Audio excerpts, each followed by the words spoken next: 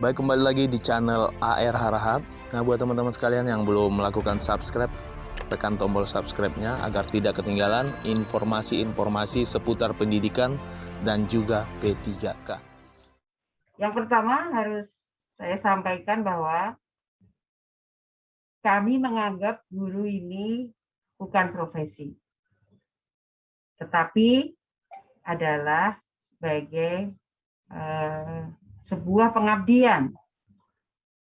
Sehingga negara seharusnya menempatkan guru sama dengan tentara yang mengurus pertahanan negara atau polisi yang mengurus keamanan masyarakat. Guru bertugas khusus menyiapkan generasi muda untuk mengurus negara selanjutnya. Karena kita yang tua-tua ini kan suatu hari akan pergi meninggalkan dunia ini. Dan seluruh tanggung jawab negara ini akan berada di tangan generasi muda. Merah hitamnya generasi muda kita kemana, itu akan banyak ditentukan oleh pendidikan. Walau pendidikan tidak hanya berada di tangan guru, tetapi juga di tangan keluarga dan di tangan masyarakat sekelilingnya. Maka guru itu harus merupakan panggilan jiwa. Di dalam bahasa Jawa, guru itu disebut seseorang yang digugu dan ditiru. Digugu itu diikuti semua kata-katanya. Ditiru itu diteladani. Sehingga guru harus merupakan seorang profil yang benar-benar mulia. Apapun yang dikatakan guru, anak senakal apapun akan diikuti oleh murid-muridnya. Itu di dalam adat kebudayaan Jawa. Saya kira di berbagai masyarakat kita secara sosiologis, guru bahkan digunakan untuk penyebutan tidak hanya seorang pengajar di sekolah, tetapi juga tokoh-tokoh masyarakat yang memang memiliki karakteristik tertentu yang patut ditiru dan diteladani. Maka ketika undang-undang itu menyebut kata guru, maknanya adalah bahwa guru-guru ini berada pada posisi yang sangat istimewa. Melihat berbagai macam permasalahan yang sekarang terjadi, guru itu tidak mendapatkan perhatian yang layak. Terutama adalah ketika berbagai macam cobaan. Nomor satu, guru-guru kesejahteraannya tidak diperhatikan. Kemudian yang kedua, guru-guru ini mendapatkan beban pekerjaan tidak hanya sebagai guru, tetapi juga sebagai tenaga administratif yang membuat laporan berbagai macam hal.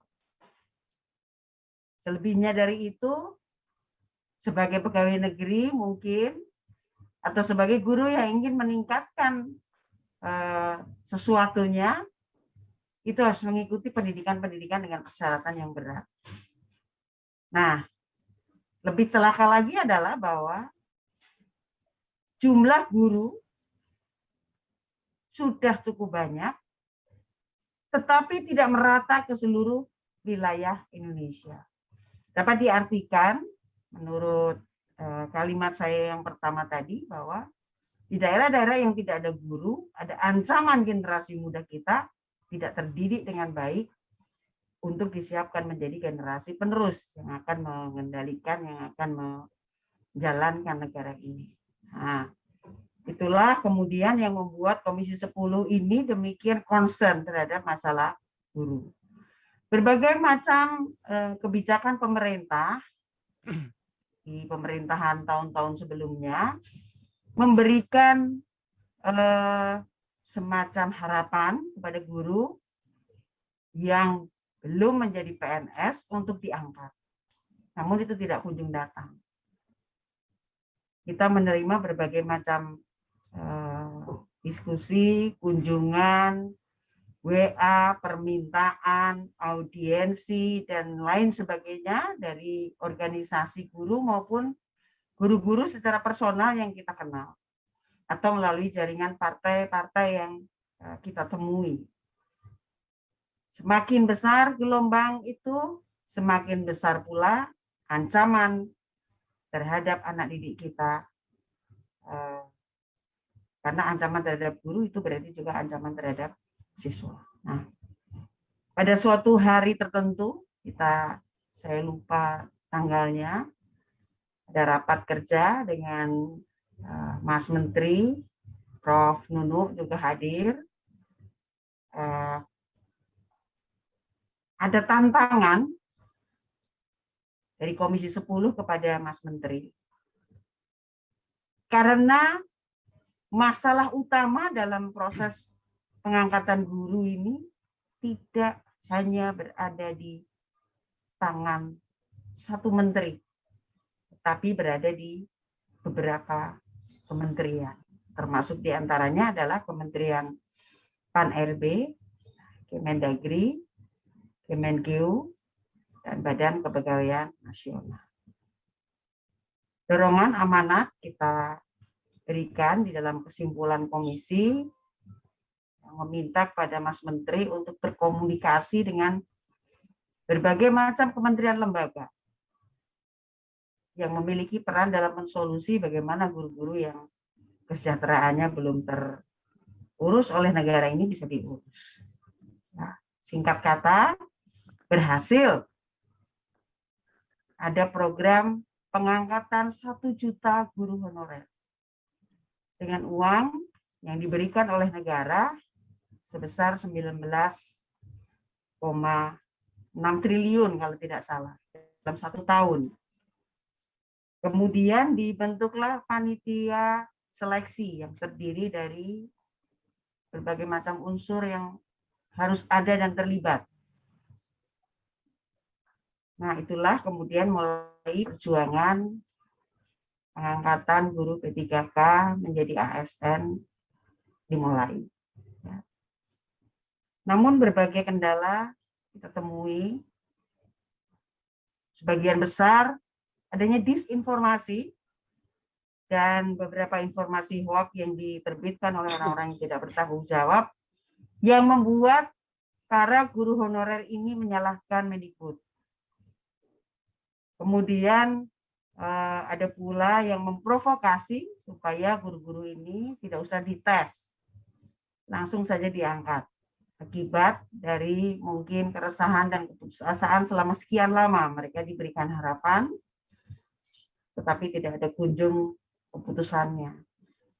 Yang terlebih lagi adalah masalah yang paling berat yang dirasakan oleh guru ketika kabupaten, kota, dan provinsi menuduh para guru honorer ini menjadi pribadi yang egois karena akan menghabiskan anggaran APBD kabupaten, kota, dan provinsi kalau mereka minta diangkat menjadi ASN.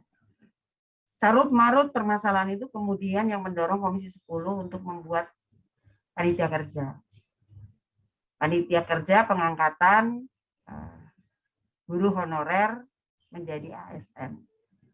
Terurai satu demi satu, terkomunikasi dengan baik, hampir seluruh rekomendasi dilaksanakan, hampir semua permintaan yang masuk akal dan menurut undang-undang diperbolehkan, diselesaikan dengan sangat istimewa oleh teman-teman di Dirjen GTK, masuk diantaranya Pusdiklat, yang kemudian menerbitkan berbagai macam contoh-contoh soal supaya bisa dipelajari oleh para guru honorer yang takut dites. Komisi 10 tidak bekerja sendiri. Kami mengundang seluruh pakar, seluruh pengamat, dan berbagai macam pihak-pihak stakeholder yang terkait dengan urusan pengangkatan guru, kewenangan negara dalam pengelolaan anggaran, kemudian kewenangan negara dalam mendistribusi pegawai negeri, dan lain sebagainya. Berita baiknya adalah bahwa ketika seluruh mata memandang masalah pengangkatan guru honorer ini, berbagai macam bantuan diulurkan. Kemudahan-kemudahan diberikan kepada teman-teman guru honorer yang mendaftar sebagai P3K, dan kemudian ketika kuota yang kurang dari kabupaten kota diajukan, karena ketakutan mereka ini akan menjadi beban APBD, disolusi oleh Mas Menteri dibuka kembali pada awal bulan Agustus. Maka kabupaten kota bisa mulai mengajukan kuota baru yang jumlahnya bisa akan mencapai 1 juta guru. Masih banyak permasalahan yang tersisa. Dari mulai beberapa formasi yang tidak ada, karena guru itu tidak hanya guru SD, SMP, SMA, dan SMK, tapi juga guru-guru PAUD. Ya, kemudian guru tenaga kependidikan, ada guru olahraga, guru kesenian, guru bahasa daerah, dan masih banyak lagi guru-guru sekolah inklusi dan lain sebagainya, formasinya tidak ada. Nah, itulah yang menjadi PR Prof. Nunu dan teman-teman di Dirjen GTK serta Kemendikbud serta PR dari Kementerian Pan-RB dan Badan Kepegawaian Daerah. Sekali lagi saya ucapkan terima kasih dan apresiasi yang setinggi-tingginya kepada Dirjen GTK, terutama yang sangat aktif ini sebenarnya Prof. Nunu, ses Dirjennya. Kemudian tentunya kepada Mas Menteri dan teman-teman dari Diklatpus, apa namanya ya Prof? Pusdiklat ya, Pusdiklat, yang kemudian bekerja keras menerbitkan berbagai macam acuan, arahan yang bisa diklik begitu saja oleh guru, begitu klik mereka bisa mensolusi masalah-masalah yang mereka ingin. Biasanya mereka berselancar ke dunia maya, ke internet dengan berbagai macam berita yang kurang bisa dipertanggungjawabkan, tetapi ketika dibuka laman konsultasi, kamar khusus untuk guru dan lain sebagainya, itu akhirnya gegap gempita, kegaduhan, keriuhan dan keresahan itu perlahan-lahan redup dan berubah menjadi harapan. Kerja keras ini memang tidak lepas dari dedikasi yang diberikan oleh teman-teman Kemendikbud, utamanya adalah di GTK. Baik, Ibu Agustina, luar biasa. Jadi Ibu Agustina dan Ibu Bapak di Komisi 10 melihat masa depan dari pendidikan Indonesia ini sangat cerah, Bu ya. Apalagi dengan dimulainya rekrutmen guru ASN P3K ini. Bahkan Ibu tadi menyampaikan akan ada lagi nih rekrutmen susulan. Nah, itu nanti ya, kolaborasinya betul. Akan lebih luar biasa lagi, Bu ya. Bu, mungkin terakhir, bagaimana nih Bu pesan dan harapan Ibu dalam hal ini juga mewakili Ibu Bapak di Komisi 10 atas proses rekrutmen ini, baik Ibu Bapak guru yang sudah mengikuti maupun nantinya Ibu Bapak dan guru yang mungkin belum akan mengikuti rekrutmen semacam ini, Bu. Bagaimana pesan dan harapan Ibu terakhir, Bu Agustina? Yang pertama, tentu dasar saya adalah idealisme dan ideologi yang memang harus selalu ditampilkan di dalam profil seorang guru. Ketika seorang guru itu bisa mengajari muridnya dan meneladani sikap-sikap yang seharusnya di dalam proses menghadapi sebuah ujian, nah mereka akan dilihat sebagai seorang guru yang sebenarnya. Diterima atau tidak, lulus atau tidak, kemudian tercapai atau tidak keinginannya, jika teman-teman guru honorer ini memiliki panggilan jiwa sebagai guru, tentu akan memberikan keteladanan sikap-sikap yang akan pasti dilihat oleh para muridnya dengan lebih baik. Bagaimana menghadapi keberhasilan, bagaimana menghadapi kegagalan, bagaimana menyambung semangat, bagaimana bersabar, bagaimana tetap cerdas dalam menghadapi berbagai masalah dan tantangan yang ada di masa depan. Apapun ketika hari ini pemerintah menempatkan guru itu sebagai profesi, tentu harus ada perjuangan para guru ini menuju pada sebuah era pengabdian. Komisi 10 tentu akan membantu. Mudah-mudahan dengan revisi Undang-Undang Sistem Pendidikan Nasional, kita dapat menempatkan guru di tempat yang lebih mulia.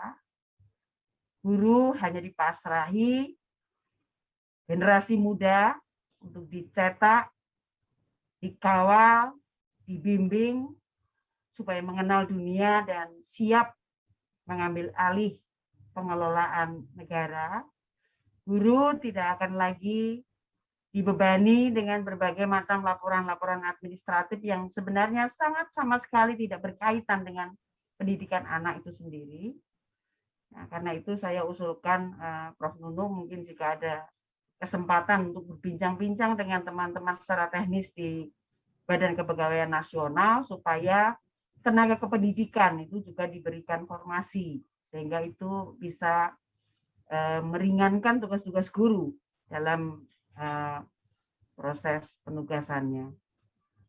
Yang terakhir, saya berharap bahwa mayoritas guru honorer yang mendaftar sebagai P3K lolos dan diterima menjadi P3K. Kalau sudah diterima, saya berharap dengan sangat jangan melompat pergi ke tempat yang lain.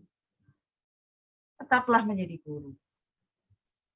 Saya ingin mereka yang menuduh para guru honorer ini sebenarnya tidak ingin menjadi guru, tetapi ingin menjadi pegawai negeri, saya ingin mengatakan bahwa mereka salah. Saya ingin mengatakan bahwa para guru honorer ini ingin menjadi guru, guru sejatinya guru. Guru yang mendedikasikan dirinya untuk pendidikan. Maka sebaiknya saya berharap setelah diterima menjadi tenaga P3K, tetaplah menjadi guru. Jangan kemudian berpindah menjadi pegawai di keolahragaan misalnya, atau di pemadam kebakaran misalnya. Itu akan membuat kita kecewa dan murid-murid menjadi kehilangan. Saya kira demikian. Mas Andre, saya harus sampaikan bahwa saya berada pada situasi di dua webinar yang berbeda. Saya mohon maaf dan mohon izin segera akan saya meninggalkan webinar ini. Salam untuk seluruh teman-teman honorer. Mohon maaf yang sebesar-besarnya kepada Prof. Nunung karena saya meninggalkan tempat terlebih dahulu, Prof. Kemarin 2 hari dengan Prof. Nizam, sehari 2 kali dengan Prof. Nizam, hari ini dengan Prof. Nunung. Kita akan bertemu minggu depan dalam raker kalau tidak salah laporan pertanggungjawaban APBN dan pembahasan RKAKL ya kalau tidak salah untuk tahun 2022.